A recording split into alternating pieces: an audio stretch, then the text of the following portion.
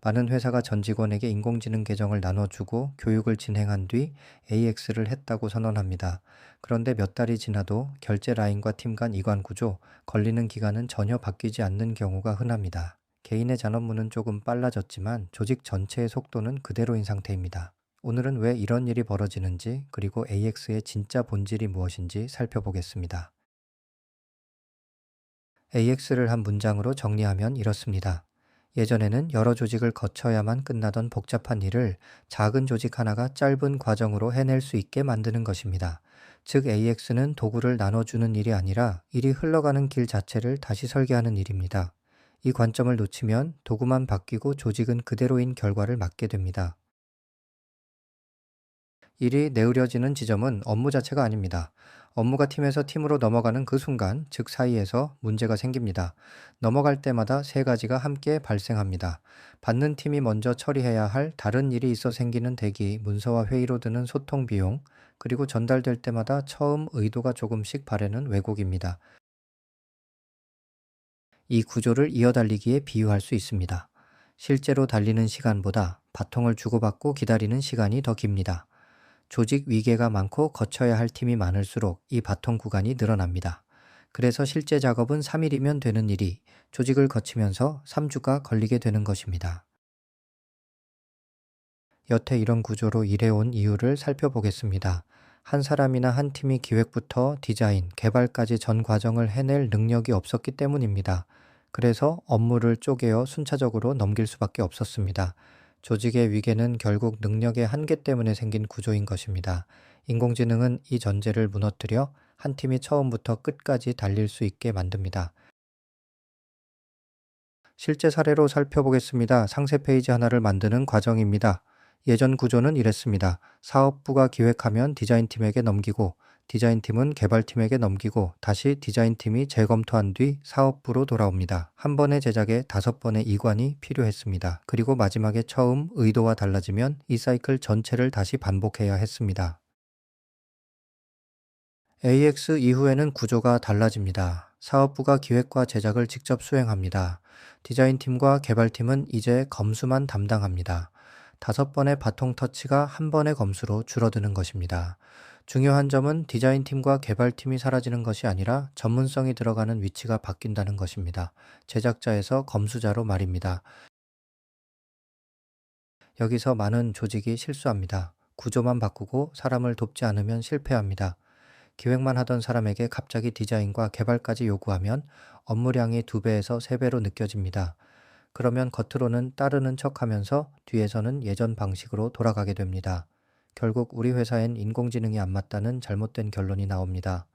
원인은 도구가 아니라 순서였는데도 말입니다.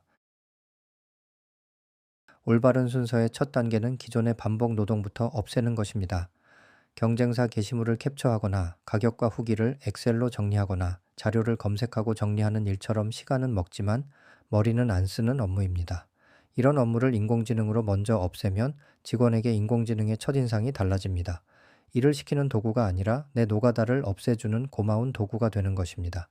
이 신뢰가 쌓여야 이후 전환이 자발적으로 굴러갑니다. 신뢰가 쌓였다는 신호는 직원들이 먼저 묻기 시작할 때 나타납니다. 이것도 인공지능으로 할 수 있느냐고 말입니다.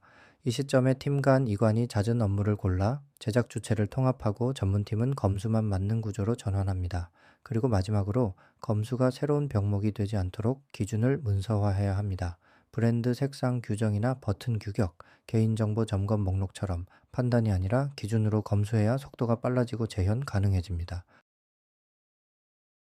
흥미로운 점은 이 주장이 완전히 새로운 것이 아니라는 사실입니다.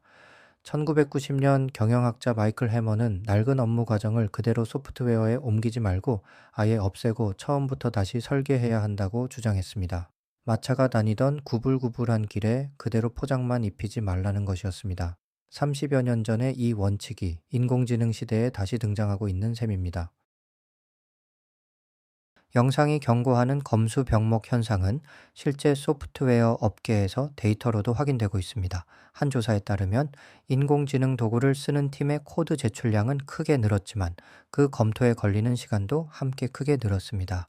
또 다른 연구에서는 개발자 한 사람당 처리량이 2배 넘게 늘어난 반면 검토자의 부담도 거의 2배가 되었다고 보고했습니다. 구조를 바꾸면서 검수 기준을 함께 마련하지 않으면 이런 병목이 그대로 발생하는 것입니다. 지금까지 내용을 실전 적용 3단계로 정리하겠습니다. 첫째, 노가다 제거입니다. 팀별로 머리는 안 쓰지만 시간을 먹는 반복 업무 목록을 만들어 인공지능으로 자동화합니다. 둘째, 신뢰가 쌓인 뒤에는 팀 간 이관이 잦은 업무를 골라 제작 주체 통합과 전문팀 검수 구조로 전환합니다. 셋째, 검수를 시작하기 전에 브랜드와 규격, 컴플라이언스 점검 기준을 미리 문서로 확정합니다. 몇 가지 주의할 점을 짚고 넘어가겠습니다. 영상에서 다룬 상세 페이지 사례는 특정 회사가 아닌 일반화된 예시입니다.